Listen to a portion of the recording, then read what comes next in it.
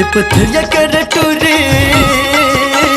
Number 1 छोरी पथरिया कर टूरी नंबर 1 छोरी दिखे मैं आइटम माल वो रानी तोर फैशन में लुट गए पेटू का पाके के दार वो रानी तोर फैशन में लुट गए पेटू का पाके के दार वो पेटू का पाके टूरा ये नंबर 1 छोरा पेटू का पाके टूरा ये नंबर 1 छोरा दिखे मत जोरदार रे ये राजा मोर फैशन में लुट गए पेटू का पाके के दार रे हाँ ये राजा मोर फैशन में लुट गए पेटू का पाके के दार रे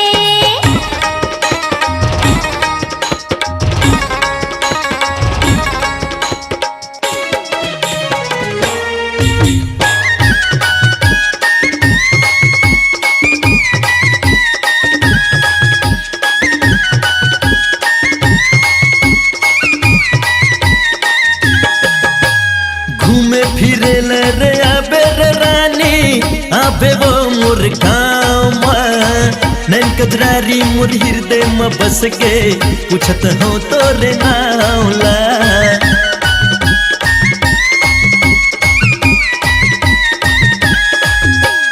घूमे फिरे रे आबे रे रानी आबे वो मोर गाँव नैन कजरारी मोर हृदय में बस के पूछत हो तोरे नावला नैन कजरारी मोर हृदय में बस के पूछत हो तोरे नावला ए पथरिया के टूरी ए नंबर 1 छोरी पथरिया के टूरी नंबर 1 छोरी दिखे मा आइटम माल वो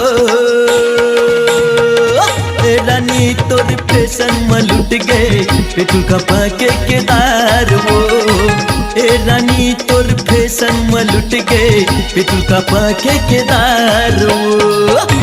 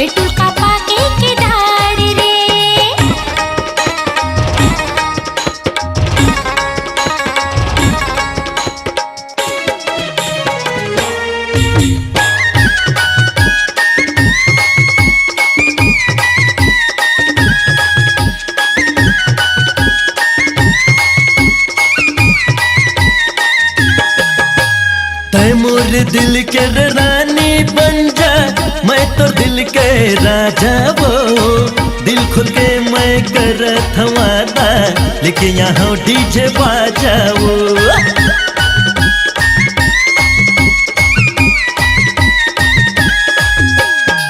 मोर दिल के रानी बन जा मैं तो दिल के राजा वो दिल खुल के मैं करत वादा लेकिन यहाँ डीजे बाजाओ दिल खुल के मैं करत वादा लेकिन यहाँ डीजे बाजाओ मुंगली के टूरी नंबर 1 छोरी मुंगली के टूरी नंबर 1 छोरी दिखे माई कमाल वो।